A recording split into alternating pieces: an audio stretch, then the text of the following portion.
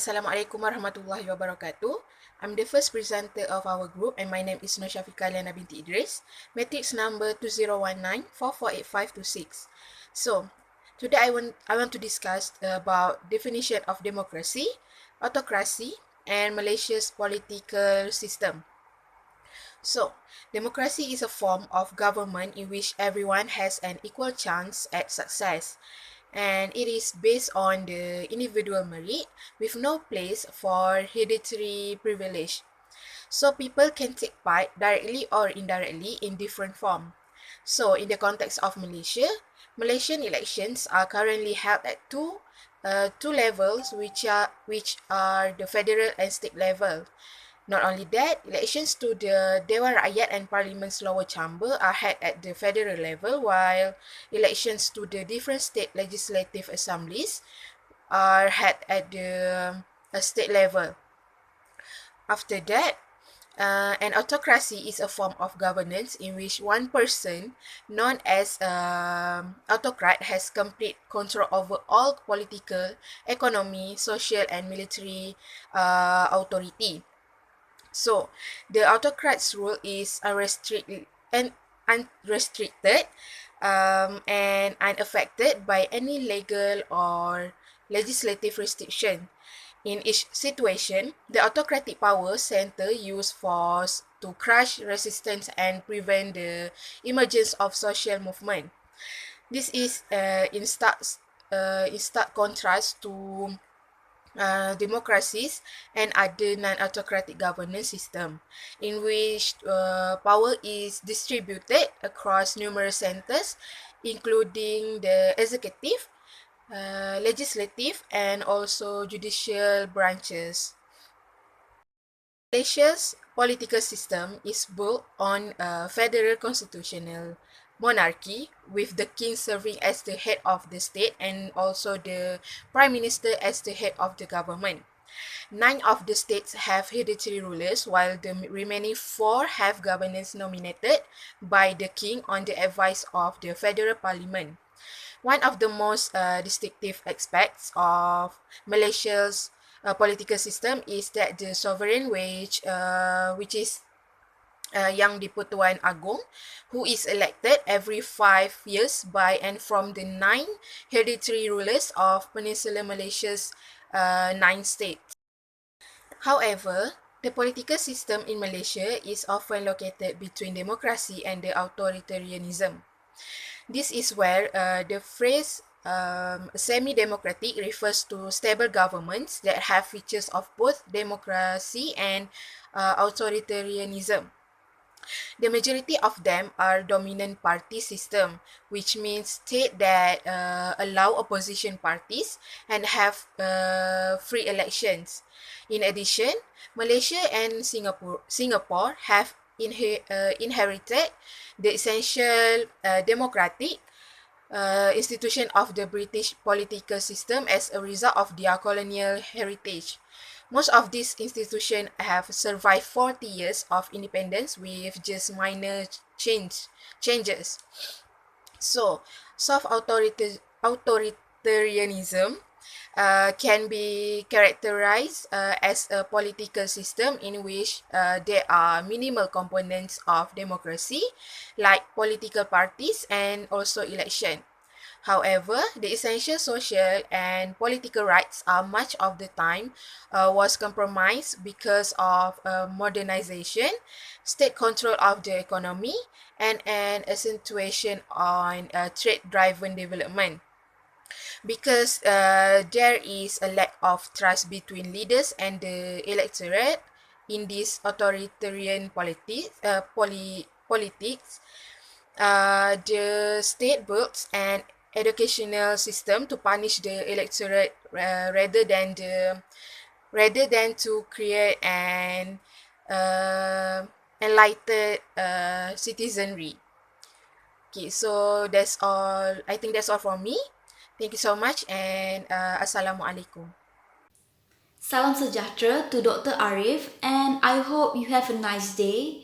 My name is AIREY Anak Anthony, and today I'm going to give a presentation about understanding Malaysia's democracy system. To begin with, I would like to start with the characteristic of democracy. Based on my understanding, democracy is more than just a set of political structures. It is founded on well understood sets of ideals, attitudes, and behaviors, all of which can take diverse shapes and aspirations across cultures and communities. I do also understand that the essence to form a democratic government is the general election and political parties. What I mean by that is people will be able to vote for a new government to run country's administration. It is people's right to vote for their favorite candidate and they can choose freely whoever they want. Meanwhile, the representatives from each parties may publish themselves on social media or internet to gain people's trust to get voted. And with this way, people actually can evaluate, observe, and exchange their opinions with others. However, we have to choose the qualified leader for the future. So we must think wisely and make the best decision for our country. Next, I would like to proceed to the next point. I have done several research of scholars' views regarding to Malaysia democracy. One of them is the discussion between O'Donnell and Smithcher about the various but related roles of liberalization and democracy in the development of these strategies. They define soft dictatorship as political liberalism without full democracy, in which state allows opposition parties and interest groups to exist while closing off electoral and lobbying channels to the state power. Hard democracy, on the other hand, refers to the procedures that are not liberalized, such as the state meticulously calling elections yet blocking opposition groups from organizing efficiently to oppose them. For instance, Malaysia's UMNO government has weaved elements of both models together, a long-lasting pattern of semi-democratic. According to William Kerr's opinion, Malaysian politics can be described as semi-democratic because the government is limited but did not prohibit society organization and hindered the transfer of federal level power through elections, even though holding them regularly. Last but not least, in Malaysia, where election may be competitive enough for committed opposition parties to capture power, but authoritarian rule remained in place. Incumbent turnover does provide a possibility for democratic transition or alternatively for competitive authoritarianism under new leadership. If electoral turnover does not result in democracy, the new government must make a series of discrete reforms in the rules and informal procedures that influence elections, rights, and accountability. In countries like Malaysia, where government transition occur through existing semi-democratic institutions, incremental progress in these areas is most likely to path democratization. That's all from me. Thank you. Assalamualaikum, my name is FARAHIN binti Muhammad ZAMRI and my matrix number is 2019-401436. So I would like to present to you about the history of Barisan Nasional, the United Malays National Organisation UMNO, the Malaysian Chinese Association MCA, and the Malaysian Indian Congress from the Alliance Coalition, which was succeeded by Barisan Nasional (MIC). It was created in the aftermath of the May 13 riots and the 1969 general election. In the 1969 election, the Alliance Party lost ground to opposition groups such as the New Democratic Action Party, Gerakan, and the All Malaysia Islamic Party (PAS). Despite winning a majority of seats, the Alliance received less than half of the popular vote. Next, reorganization of the Malaysian Parliament in 1971. Talks began with previous opposition parties such as Gerakan and Parti Progresif Rakyat, both of whom joined the alliance in 1972, followed by PAS. Despite defeats in state elections such as Kelantan to PAS and Sabah to the Sabah United Party, Barisan Nasional won the national election in 1978 and continued to dominate Malaysian politics in the 1980s and 1990s. The Barisan Nasional has evolved into a coalition of over a dozen community parties by 2003. In the 2004 general election, it did well, capturing 198 out of 219 seats. However, Barisan Nasional lost more than a third of its parliamentary seats to Pakatan Rakyat in the 2008 election. It is the first time since 1969 that the BN has failed to gain a two-thirds majority in parliament. Since 2008, the Peninsula's coalition of non-Malay component parties has seen very reduced. After 61 years in power, the Barisan Nasional fell in 2018. The number of seats acquired reduced to only 79 compared to 130 in GE13. Many people want to know what happened until the BN failed to form a government and saw its achievement erode. Furthermore, it's about the crisis that hit Tun Saleh Abbas 1998. Tun Mahathir was in a difficult position as UMNO's party leader and Prime Minister in 1987. Allegation of corruption in the administration fueled growing dissatisfaction within the UMNO against Tun Mahathir, causing his support base on dwindle. So Tun Mahathir deployed by creative solution in the drafting of Article 121 of the Constitution in use his royal prerogative to encourage Tengku Mahmud Iskandar YDPA to sack Tun Saleh Abbas. He proposed a constitutional amendment to replace judicial powers in the courts with judicial powers bestowed by Parliament. The law was passed in March 1988. The judiciary headed by Tun Saleh Abbas responded. He then wrote to the YDPA expressing their displeasure with what had happened and pleading with His Majesty to intervene. However, conflict between YDPA and Tun Saleh Abbas and all attempts for a judicial response failed, whether the YDPA had a personal animosity against Tun Saleh Abbas in the past. Then Tun Saleh Abbas was dismissed as Lord President of Malaysia without resource. All attempts to block the modification failed after tribunal's report was submitted to the YDPA.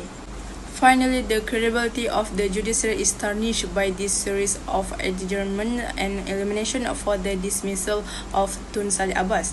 When the UMNO party election ended the way it did, no one could have predicted the outcome. No one could have predicted that Malaysia would be without a Prime Minister and a Supreme Court for a little period of time. Assalamualaikum warahmatullahi wabarakatuh dan salam UITM di hatiku. My name is SYAHIRUNNISAA binti Zainal and my metric number is 2019210256. And for my part, I will explain about the Internal Security Act 1960, started from background, the definitions, the criticisms, and the repeal. The Internal Security Act of 1960 was an action that has long been framed by AHLI, who was a lawyer and he was stationed in the Sarawak. The Internal Security Act was divided into two parts, where one belongs to the Peninsula Malaysia, enacted on the 1 August 1960, and the other belongs to the Sabah Sarawak, enacted on the 16th September 1963.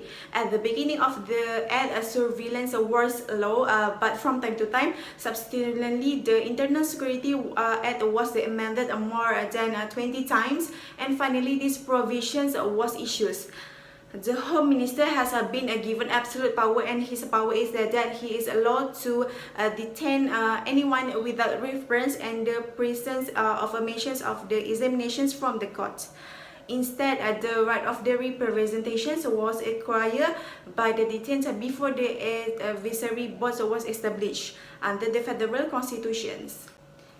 This Act serves as a law to control the threat to the national security and eradicating restraints against the government, whether it is done among the people in office or the ordinary peoples. It was a stipulation in the 1960 Act that detained who will be in prisons for 60 constituent days, and there will be no trial before judges for the detained actions that treated national security. Once the 60-day detention is complete, one of the two or them will be detained again for about 2 years if it is approved by the Home Minister, and it can continue to carry out without any trial forms.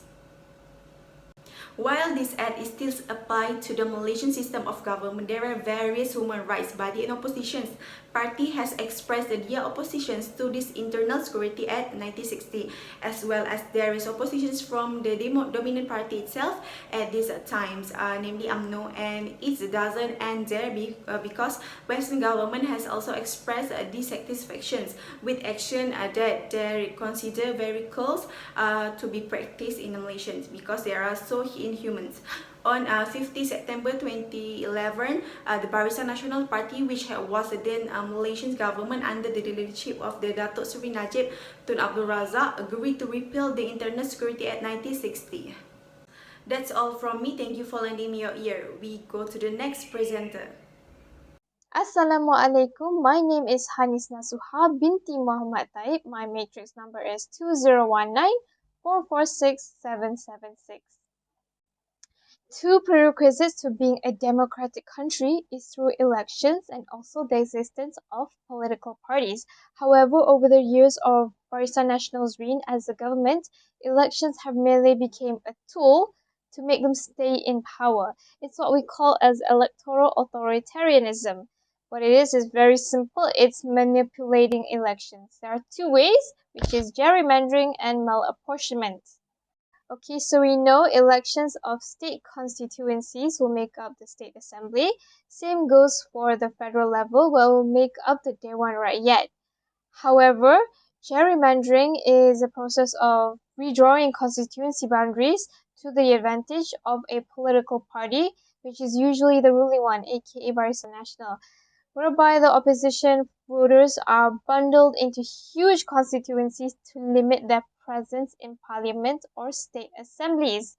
In addition to this already bad gerrymandering, it is harder to gain a simple majority in both state and federal elections as per the first past the post system used in Malaysia.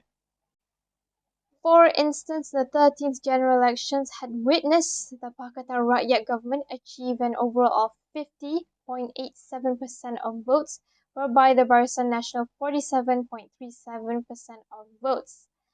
Pakatan Rakyat had more votes. Barisan Nasional, however, had more seats. With only 47%, they still managed to win 133 seats out of 222 due to this gerrymandering practice. So this leads us to malapportionment. It is concerning rural weightage. What that means is that rural districts with less populations have more representations than an urban and more populated districts. So usually rural districts are Malay areas and urban districts are non-Malays.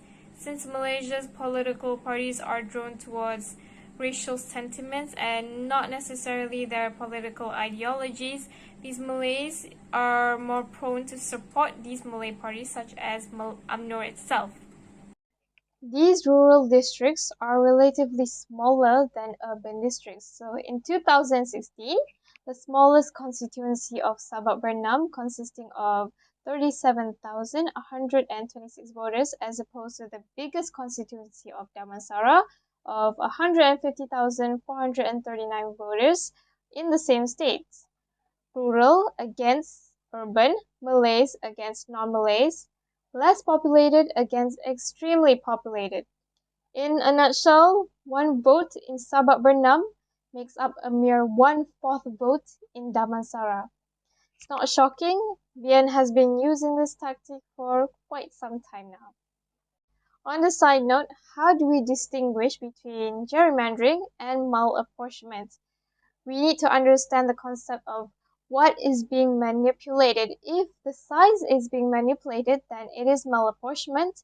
If it is a composition that's being manipulated, it is gerrymandering. And for the conclusions, Malaysia is recognized as the country that practices democracy. Leading and executive body are elected through general elections. However, element of authoritarian regime has been formed since times immemorial, as well as a result of what we have seen, namely the Barisan Nasional's party rule has been dominated Malaysian from 1957 to 1918, and the ruling Barisan Nasional is the oldest democracy government in this world.